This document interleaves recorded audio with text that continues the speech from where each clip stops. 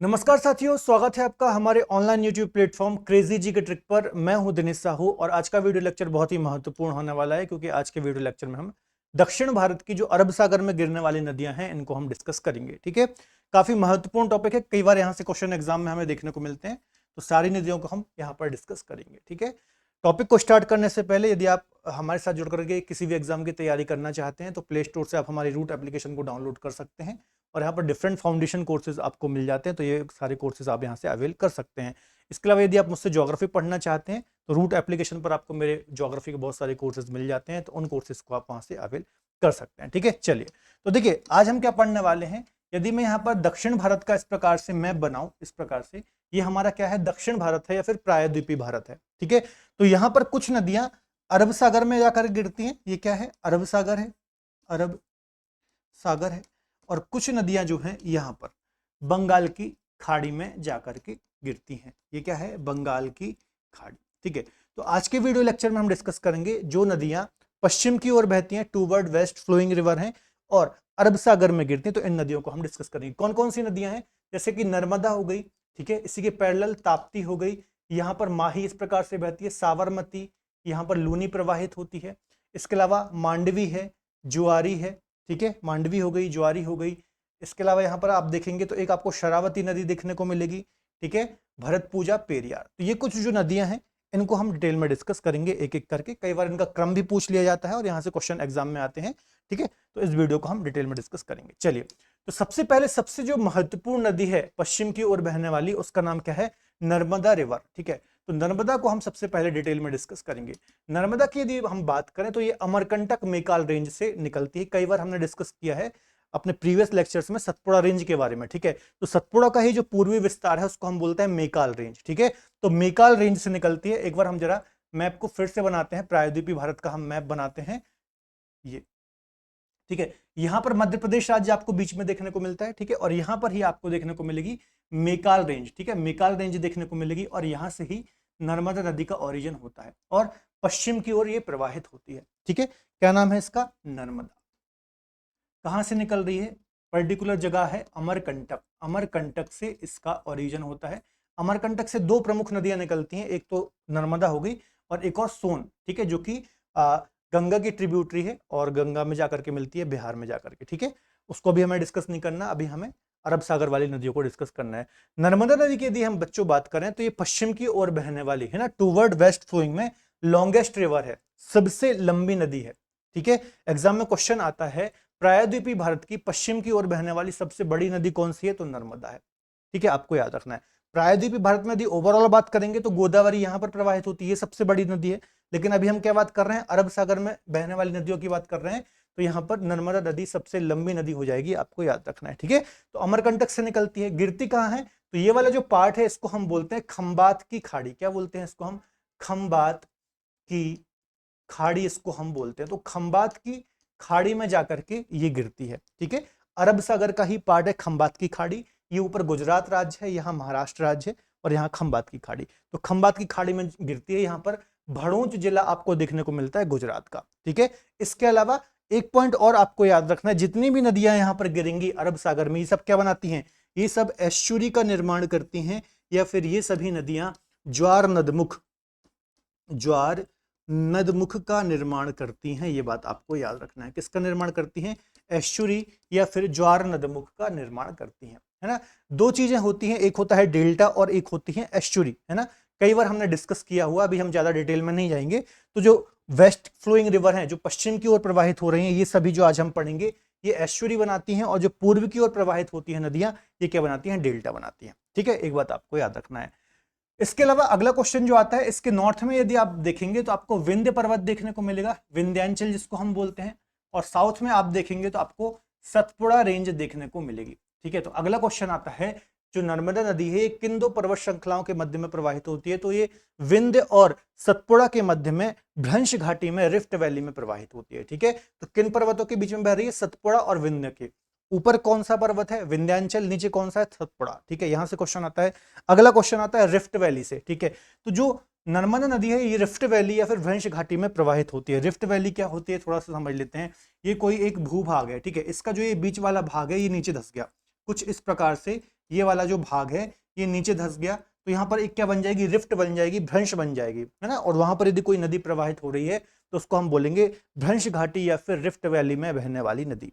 ठीक है, तो भारत की 3 प्रमुख नदियां मैंने कई बार अपने प्रीवियस लेक्चर्स में बताया है। एक तो नर्मदा हो गई, एक अभी हम यहाँ पर पढ़ेंगे ताप्ती, है ना, यहाँ पर ही ताप्ती है, ये दोनों भ्रंश घाटी में बहती हैं। और एक और टूवर्ड ईस्ट फ्लोइंग रिवर है जिसको हम बोलते हैं गोदावरी, ये भी भ्रंश घाटी में, सॉरी गोदावरी बोल रहा हूं मैं, दामोदर, तो ये भी क्या है, भ्रंश घाटी में प्रवाहित होने वाली नदी है।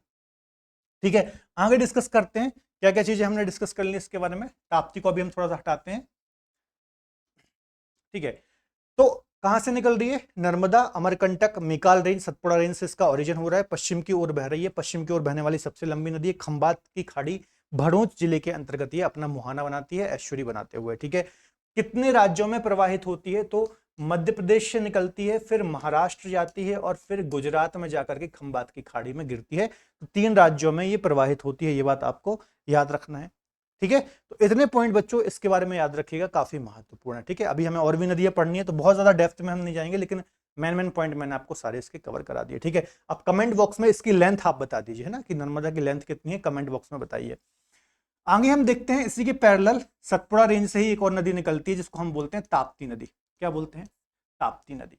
ये भी पश्चिम की ओर ही बहती है और ये भी कहां से निकलती है, सतपुड़ा रेंज से ही निकलती है। सतपुड़ा में आपको एक मुल्ताई तहसील मिलेगी, मतलब सतपुड़ा में नहीं बोलेंगे, मध्य प्रदेश के अंतर्गत बैतूल मुल्ताई नामक एक जगह है, बैतूल जिला है, मुल्ताई तहसील है, वहां पर ही सतपुड़ा रेंज से ताप्ती नदी बहती है और पश्चिम की ओर ये प्रवाहित होती है। ठीक है, ये भी कहां गिरती है, ये भी यहां पर ही खंबात की खाड़ी में जाकर के गिरती है। ठीक है, गल्फ ऑफ खंबात में जाकर के अपना जल गिराती है, ये भी एस्चुरी बनाती है, ये भी भ्रंश घाटी में बहती है। मतलब जैसे जैसे नर्मदा की विशेषता है उसी प्रकार से ताप्ती की भी बहुत सारी विशेषताएं हैं।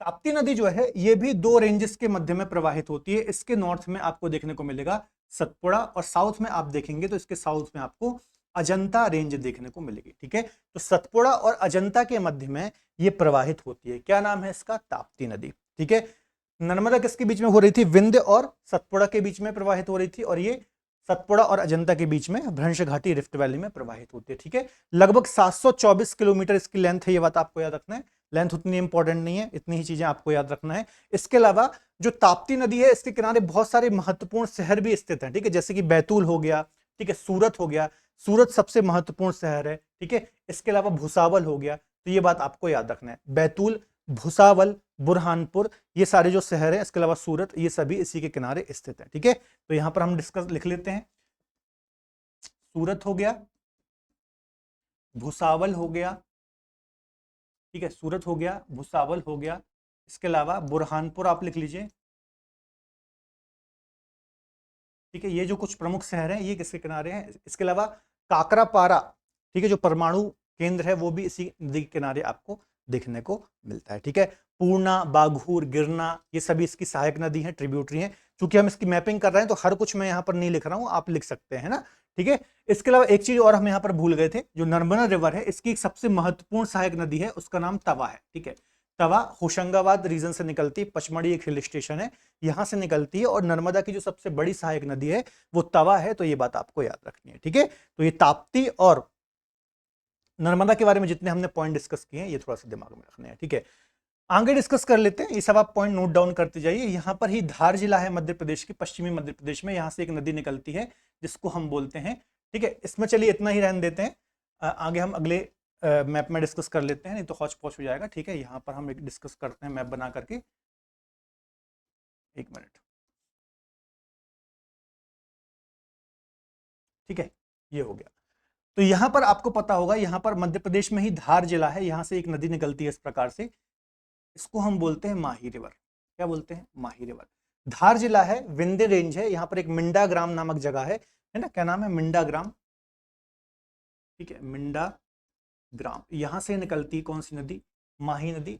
पहले टूवर्ड नॉर्थ फ्लो होगी, ठीक है, पहले उत्तर की हो जाएगी फिर दक्षिण की हो जाएगी। तो मध्य प्रदेश, यहां पर राजस्थान और फिर यहां पर गुजरात, ये 3 राज्यों में प्रवाहित होती है। और इसकी सबसे प्रमुख विशेषता है ये कर्क रेखा को 2 बार काटती है, मतलब कर्क रेखा से भारत के बीचों बीच से निकलती है और पहले ये उत्तर की ओर जाती है फिर दक्षिण की ओर जाती है, तो इस प्रकार से काटती है ना। थोड़ा सा चूंकि हाथ से हम यहाँ पर डायग्राम बना रहे हैं, थोड़ा 19-20 हो सकता है। ठीक है, ये वैसा थोड़ा सा मैप ऊपर आएगा, है ना, ये पूरा ही मिट गया, एक मिनट, है ना। यहाँ पर यदि हम बनाएं तो कुछ इस प्रकार से ये भारत का मैप हो जाएगा, ठीक है। एक मिनट,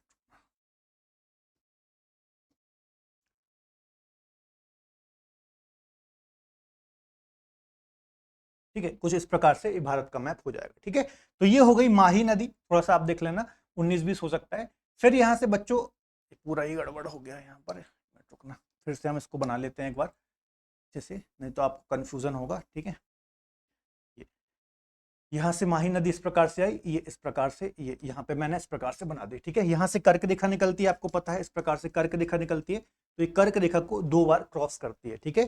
कहाँ से? एमपी, एमपी के बाद राजस्थान और राजस्थान के बाद गुजरात, ठीक है। मिंडाग्राम विंध्य रेंज धार जिले से इसका ओरिजिन होता है, ठीक है। इतने पॉइंट आपको याद रखना है। लगभग 550 किलोमीटर के आसपास इसकी लेंथ है। लेंथ उतनी इंपॉर्टेंट यहाँ पर नहीं है। इसका इंपॉर्टेंट पॉइंट यही है कि कर्क रेखा को, ट्रॉपिक ऑफ कैंसर को 2 बार काटती है, 2 बार क्रॉस करती है। इतना पॉइंट आपको याद रखना है, ठीक है। चलिए आगे डिस्कस कर लेते हैं। यहां से एक और नदी आती है, कहां से? यहां पर आपको पता होगा, यहां पर अरावली रेंज आपको देखने को मिलती है, ठीक है। और अरावली रेंज से ही एक नदी निकलती है, इसको हम बोलते हैं साबरमती, ठीक है, साबरमती, ठीक है। तो साबरमती अरावली रेंज उदयपुर के आसपास से निकलती है, राजस्थान से। कहां से?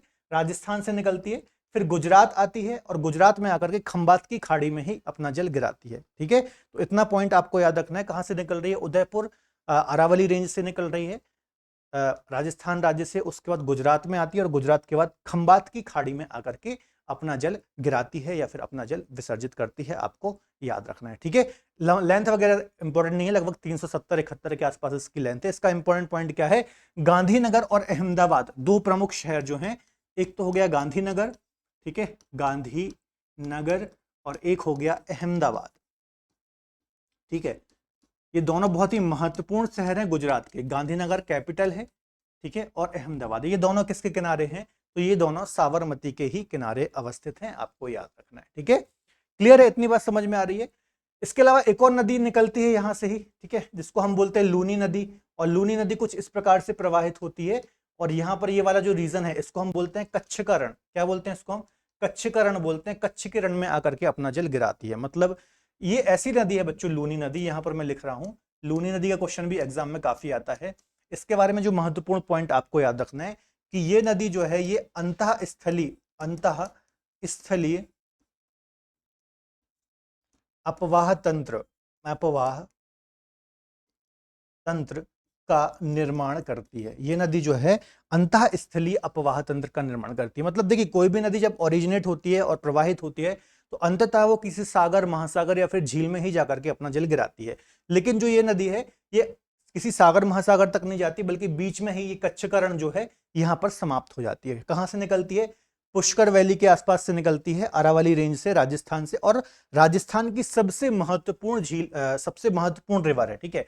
इसी के किनारे आप देखेंगे, आपको सांवर झील भी देखने को मिलेगी, सांवर झील, ठीक है। और ये नदी एक ऐसी है कि इसका आधे टाइम पानी मीठा होता है और आधे टाइम इसका पानी खारा होता है, क्योंकि ये सांवर झील से प्रवाहित होती है। और सबसे ज्यादा लवणकारी झील भारत की कौन सी है? तो सांवर लेक भी है, सांवर लेक ही है, ठीक है। तो यहां पर देखिए कौन कौन सी नदी हमने डिस्कस की, एक बार जरा रिवीजन करते हैं। सबसे पहले हमने नर्मदा नदी को डिस्कस किया यहाँ पर, फिर हमने ताप्ती नदी को डिस्कस किया, माही को डिस्कस किया, साबरमती को डिस्कस किया और लूनी को डिस्कस किया। अब इन 4 नदियों में एक विशेषता आपको दिख रही होगी, ये चारों नदी जो हैं, ये कहां गिर रही हैं? खंबात की खाड़ी में गिर रही हैं। कहां गिर रही हैं? खंबात की खाड़ी में जाकर के अपना जल गिरा रही हैं।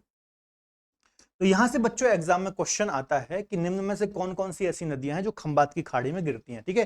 तो कंफ्यूज नहीं होना, नीचे की जो नदियां अभी हम पढ़ेंगे ये अरब सागर में अपना जल गिराएंगे, ठीक है। तो कौन कौन सी हो गई? नर्मदा हो गई, ताप्ती हो गई, माही हो गई, इसके अलावा साबरमती हो गई। ये चारों नदियां खंबात की खाड़ी में अपना जल गिराती हैं, ठीक है। तो जो जिस भी नदी के बारे में जो महत्वपूर्ण तथ्य हैं, जहां से एग्जाम में क्वेश्चन देखने को मिलते हैं, वो सब हम यहाँ पर डिस्कस कर रहे हैं, ठीक है। आगे हम डिस्कस कर लेते हैं, ठीक है। इसी में आपको कंटिन्यू करते हैं। बाकी आपको पीडीएफ चाहिए हो तो पीडीएफ हम आपको दिला देंगे, ठीक है, फ्री में, आप टेलीग्राम से डाउनलोड कर लेना। चलिए आगे डिस्कस कर लेते हैं बच्चों। आगे जो सबसे महत्वपूर्ण नदी है वो है मांडवी। कौन सी? मांडवी नदी आपको देखने को मिलेगी, है ना। एक है ज्वारी नदी और एक है मांडवी। कौन कौन सी नदियां हैं? एक है मांडवी और एक है ज्वारी। तो सबसे पहले है मांडवी, ठीक है, इस प्रकार से छोटी नदी है मांडवी। ये कहां से निकलती है? ये कर्नाटक से निकलती है। मांडवी नदी जो है ये कर्नाटक से निकलती है ना, कर्नाटक राज्य से निकलती है, फिर गोवा में एंटर कर जाती है, फिर गोवा में के बाद ये अरब सागर में अपना जल विसर्जित करती है। अब मांडवी के बारे में तथ्य इंपॉर्टेंट ये है कि जो पणजी है, क्या पणजी, ठीक है, पणजी क्या है, गोवा की कैपिटल है। जो पणजी है वो मांडवी नदी के ही बैंक पर या फिर किनारे पर स्थित है, आपको याद रखना है, ठीक है। इसके अलावा और क्वेश्चन क्या आता है, इसको लाइफलाइन ऑफ गोवा भी कहा जाता है, गोवा की जीवन रेखा भी कहा जाता है, ठीक है। और निकल कहां से रही है, तो कर्नाटक से निकल रही है। एक जगह है यहां पर बेलगाम नामक एक जगह है, क्या है, बेलगाम, तो बेलगाम नामक जगह से इसका ओरिजिन होता है। तो मांडवी के बारे में इतने तथ्य याद रखिएगा। खासतौर पर यहां से जो क्वेश्चन आएंगे ये नॉर्थ से साउथ का जो नदियों का क्रम है ना, नॉर्थ से साउथ का जो नदियों का क्रम है, यहां से एग्जाम में क्वेश्चन आने की संभावनाएं ज्यादा होती हैं, ठीक है। मांडवी हो गई। इसके बाद अगली नदी जो है वो है जुआरी, है ना। तो इसी के दक्षिण में आपको एक और नदी देखने को मिलेगी, इसको हम बोलते हैं जुआरी। ये गोवा से ही निकलती है बच्चों, है ना, गोवा से ही निकलती है और गोवा की लॉन्गेस्ट रिवर है ना, लॉन्गेस्ट, ये आप पॉइंट नोट डाउन करते जाइए। ये गोवा की लॉन्गेस्ट या फिर सबसे लंबी नदी है, याद रखना। मांडवी सबसे महत्वपूर्ण नदी है, इसको चूंकि हम लाइफलाइन बोल रहे हैं, पणजी इसके किनारे है, लेकिन लॉन्गेस्ट रिवर कौन सी है, ज्वारी है, ठीक है, आपको याद रखना है, लॉन्गेस्ट रिवर है। और इसका सबसे महत्वपूर्ण पॉइंट ये है, ज्वारी नदी जो है ये इसके किनारे पर मारमा गांव पोर्ट आपको देखने को मिलता है। मारगामा गांव पोर्ट कहाँ है, गोवा में है। किस नदी के बैंक पर है, किनारे में है, एस्चुरी में है। तो जहां पर ये नदी अरब सागर से मिलती है इस प्रकार से एस्चुरी बनाते हुए, ठीक है, तो यहां पर ही आपको क्या देखने को मिलेगा, मारमा गांव पोर्ट देखने को मिलेगा। तो यहां से एग्जाम में क्वेश्चन आता है कि ज्वारी नदी के किनारे कौन सा पोर्ट है ना, या फिर किस नदी के किनारे पर स्थित है, तो ज्वारी नदी के तट पर स्थित है। आगे हम डिस्कस कर लेते हैं, है ना। शरावती नदी आपको देखने को मिलेगी, शरावती नदी, ठीक है, शरावती। थोड़ा सा मैप में ऊपर नीचे हो सकता है क्योंकि हम हाथ से बना रहे हैं, बहुत सारी चीजें यहाँ पर लिख रहे हैं, तो जगह की कमी के कारण, लेकिन ठीक है, आप अपने हिसाब से थोड़ा सा ऊपर नीचे कर लेना, ठीक है, क्योंकि ये थोड़ा सा मैप और नीचे आएगा भी, है ना। गोवा कर्नाटक थोड़ा सा ऊपर है। तो यहाँ पर शरावती नदी प्रवाहित होती है कहां पर, कर्नाटक रीजन में प्रवाहित होती है, बहुत ही महत्वपूर्ण नदी है। सिमोगा कर्नाटक से इसका ओरिजिन होता है, याद रखिएगा। और एक महत्वपूर्ण वाटरफॉल है इसके अंतर्गत जिसको हम बोलते हैं जोग जलप्रपात, ठीक है, यहां पर मैं लिख रहा हूं जोग जलप्रपात, या फिर इसको हम महात्मा गांधी जलप्रपात या फिर जोग गरसोप्पा जलप्रपात बोलते हैं। कहां पर है भैया, तो शरावती नदी के किनारे पर यह स्थित है, जोग गरसोप्पा जलप्रपात, ठीक है।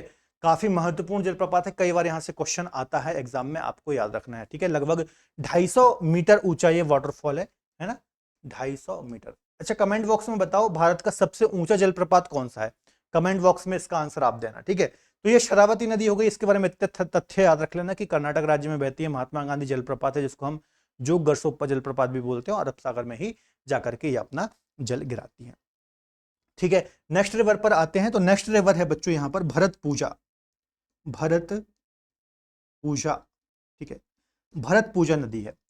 ये कहां से निकलती है बच्चों, अन्नामलाई की पहाड़ियां हैं ना इधर पर, बताओ अन्नामलाई की पहाड़ियां किन किन राज्यों में फैली हुई हैं, और यहां पर इसकी टॉप पीक कौन सी है, इसकी सबसे ऊंची चोटी कौन सी है। कई बार हमने इसको डिस्कस किया है, वेस्टर्न घाट की जब मैंने आपको मैपिंग डिस्कस कराई थी तब भी ये लेक्चर मैंने आपको डिस्कस कराया था, ठीक है। तो भरतपूजा नदी कहां से निकलती है, अन्नामलाई की पहाड़ियों से निकलती है, और केरल की ये लॉन्गेस्ट रिवर है ना, केरल की क्या है, लॉन्गेस्ट रिवर है, केरल की लॉन्गेस्ट रिवर है, आपको याद रखना। कहां गिरती है, अरब सागर में गिरती है, कहां प्रवाहित होती है, केरल में प्रवाहित होती है, ठीक है, ये बात आपको याद रखना। फिर यहां पर एक और नदी है पेरियार, ठीक है, पेरियार, और एक और लास्ट रिवर है पांबा, पांबा। अब इन नदियों के बारे में बहुत डिटेल में आपको नहीं पढ़ना है, बस आपको पता होना चाहिए किस राज्य में बह रही हैं, कहां से ये निकल रही हैं, है ना, इनका क्रम इंपॉर्टेंट हो जाता है। जैसे मैंने ऊपर से बताया, नर्मदा हो गई, ताप्ती हो गई, मांडवी हो गई, ठीक है, मांडवी हो गई, ज्वारी हो गई, शरावती हो गई, भरतपूजा हो गई, पेरियार हो गई, पांबा हो गई। तो इनका बच्चों क्रम बहुत महत्वपूर्ण हो जाता है, आपको याद रखना है, ठीक है। और क्रम से ही हमें एग्जाम में क्वेश्चन आते हैं, इनसे बहुत ज्यादा क्वेश्चन एग्जाम में नहीं आएंगे, एक दो क्वेश्चन ही यहाँ पर इंपॉर्टेंट आपको देखने को मिलेंगे। जैसे कि भरतपूजा कहाँ से निकल रही है, अन्नामलाई से निकल रही है, कहाँ जाकर गिर रही है, अरब सागर में गिर रही है, किस राज्य में बह रही है, कहाँ की लॉन्गेस्ट रिवर है, तो केरल की लॉन्गेस्ट रिवर है, ठीक है। पेरियार के बारे में आएगा कि कहां से निकलती है भैया, ये जो पेरियार नदी है ये तमिलनाडु वेस्टर्न घाट रीजन से निकलती है, कहां से, सॉरी ये केरल से ही निकलती है, भरतपूजा तमिलनाडु से निकलती है। भरतपुजा तमिलनाडु अन्नामलाई की पहाड़ियों से निकलती है, और पेरियार केरल से ही निकलती है। लेकिन इसके बारे में जो महत्वपूर्ण तथ्य एग्जाम में आएगा वो ये आएगा कि यहां पर एक लेक है, बेम्बनाद लेक। कौन सी लेक है? बेम्बनाद लेक। ठीक है, भारत की लॉन्गेस्ट लेक है बेम्बनाद लेक, सबसे लंबी लेक है। और यहां पर ही यदि आप देखेंगे तो पेरियार और पांबा नदियां जो हैं ये बेम्बनाद लेक में ही जाकर के अपना जल गिराती हैं। कहां पर? पेरियार नदी और पांबा जो लास्ट में है, ये दोनों नदियां बेम्बनाद नदी में ही अपना जल गिराती है। और ये किसका एग्जाम्पल है? लैगून। केरल में लैगून को क्या बोलते हैं? कयाल। कई बार हमने डिस्कस किया है झीलों वगैरह के लेक्चर के बारे में, तो आपको पता होगा ये सारी चीजें। ठीक है, इतनी चीजें समझ में आ गई है ना। तो इतने क्वेश्चन एग्जाम में आते हैं बच्चों। मतलब ये जो पूरा नदी सिस्टम हमने डिस्कस किया है अरब सागर में गिरने वाली नदियों का, ठीक है, तो ये थोड़ा सा आपको दिमाग में रखना है। इसका क्रम भी पूछ सकता है। बाकी जिस नदी के बारे में जो महत्वपूर्ण तथ्य था वो मैंने यहाँ पर आपको डिस्कस कराया है। ठीक है, इससे रिलेटेड कुछ हम क्वेश्चन भी डिस्कस कर लेते हैं। जैसे कि देखिए, क्वेश्चन के फटाफट आंसर देना है। इनमें से कौन सी नदी अरब सागर में गिरती है? टूवर्ड वेस्ट फ्लोइंग रिवर है, तो मांडवी भी गिरती है, शरावती भी गिरती है, ताप्ती भी गिरती है, ब्राह्मणी ये तो बंगाल की खाड़ी में गिरती है, और महानदी भी बंगाल की खाड़ी में गिरती है। तो 1, 2 और 3 इसका बिल्कुल सही आंसर हो जाएगा। इनमें से कौन सी नदी अंतः स्थलीय अपवाह तंत्र का निर्माण करती है? तो मैंने बताया था लूनी नदी, ये राजस्थान से निकलती है और कच्छ के रण में ही जाकर के समाप्त होती है, मतलब समुद्र तक जाती नहीं है, बीच में ही समाप्त हो जाती है। इनमें से कौन सी नदी खंबात की खाड़ी में गिरती है? मैंने बताया था स्पेशली ये वाला जो क्षेत्र है ये, इसको हम बोलते हैं खंबात की खाड़ी। ठीक है, तो खंबात की खाड़ी में कौन सी नदी गिरती है? ताप्ती भी गिरती है, ठीक है, माही भी गिरती है, नर्मदा भी गिरती है, और साबरमती भी गिरती है। तो उपरोक्त सभी, इसका डी आंसर बिल्कुल सही हो जाएगा। तीनों नदियां खंबात की खाड़ी या फिर गल्फ ऑफ खंबात में गिरती हैं। इनमें से कौन सी नदी भ्रंश घाटी या फिर रिफ्ट वैली में प्रवाहित होती है? तो नर्मदा और ताप्ती ये दो नदियां ऐसी हैं जो रिफ्ट वैली में प्रवाहित होती हैं, और पूर्वी की ओर एक और प्रवाहित होती है, दामोदर। ठीक है, तो ये 3 एग्जाम्पल विशेष तौर पर याद रखना रिफ्ट वैली में प्रवाहित होने वाली नदियों के रूप में। पश्चिम की ओर बहने वाली सबसे बड़ी नदी कौन सी है? टूवर्ड वेस्ट फ्लोइंग सबसे लंबी नदी है नर्मदा। कैसा भी क्वेश्चन आ जाए, पश्चिम की ओर बहने वाली सबसे लंबी नदी नर्मदा है, याद रखिएगा। कहां से निकलती है? अमरकंटक से निकलती है और खंबात की खाड़ी में जाकर के अपना जल गिराती है। इसकी लेंथ मैंने आपसे पूछी थी, इसको आप कमेंट बॉक्स में बताइएगा। सूरत किस नदी के किनारे है? तो मैंने बताया सूरत, बुरहानपुर, भुसावल, ये सभी किसके किनारे? ताप्ती। बैतूल मुल्ताई से निकलती है, खंबात की खाड़ी में गिरती है। अमरकंटक से कौन सी नदी का उद्गम होता है? तो अमरकंटक से एक तो नर्मदा हो निकलती है, एक तो सोन निकलती है। ठीक है, तो ए और बी इसका सही आंसर हो जाएगा। सिंपल सा क्वेश्चन है। आगे डिस्कस करते हैं, ताप्ती नदी कहां से निकलती है? बैतूल मुल्ताई से निकलती है। ठीक है, सतपुड़ा रेंज का ही, सतपुड़ा रेंज से इसका ओरिजिन होता है। अगला है इडुक्की डैम कहाँ है? इसको हमने डिस्कस नहीं किया, लेकिन ये आर्च डैम है, आपको याद रखना है। इस प्रकार से एक आर्च डैम का एग्जाम्पल है, और पेरियार नदी पर यह आपको देखने को मिलता है, केरल के अंतर्गत है ना, केरला के अंतर्गत ये आपको देखने को मिलेगा। आज का लास्ट क्वेश्चन है, अरब सागर में गिरने वाली अधिकतम नदियां क्या बनाती हैं? तो याद रखना है, अरब सागर में जो भी नदियां बहती हैं ये सब क्या बनाती हैं? ये एस्चुरी का निर्माण करती हैं। इसको हम बोलते हैं ज्वार नद मुख का निर्माण करती है। क्लियर है? तो ये 10 क्वेश्चन भी हमने डिस्कस किए हैं अरब सागर में गिरने वाली नदियों के बारे में। ठीक है, तो इसकी जो भी हमने मैपिंग डिस्कस की है थोड़ा सा दिमाग में रखिएगा। ठीक है, काफी महत्वपूर्ण ये नदियां हैं, और जो भी क्वेश्चन एग्जाम में आते हैं यहाँ से वो सब मैंने आपको डिस्कस कराया है। ठीक है, चूंकि रिसेंट में काफी एग्जाम है रेलवे, एसएससी की, तो उस हिसाब से हम यहाँ पर ज्योग्राफी के कुछ महत्वपूर्ण टॉपिक को डिस्कस कर रहे हैं। तो फिलहाल आज के वीडियो लेक्चर में इतना ही। यदि आप हमारे साथ जुड़ करके किसी भी एग्जाम की तैयारी करना चाहते हैं तो आप हमारी एप्लीकेशन को प्ले स्टोर से डाउनलोड कर सकते हैं और एप्लीकेशन को विजिट कर सकते हैं। यदि मुझसे डिटेल में ज्योग्राफी पढ़ना चाहते हैं तो वहाँ पर मेरे ज्योग्राफी के बहुत सारे फाउंडेशन कोर्सेज आपको मिल जाते हैं, तो ज्योग्राफी भी आप मेरे साथ जुड़ करके पढ़ सकते हैं। तो मिलेंगे अगले बेहतर लेक्चर में, तब तक अपना ख्याल रखिए और पढ़ते रहिए। बाय बाय, टेक केयर, जय हिंद।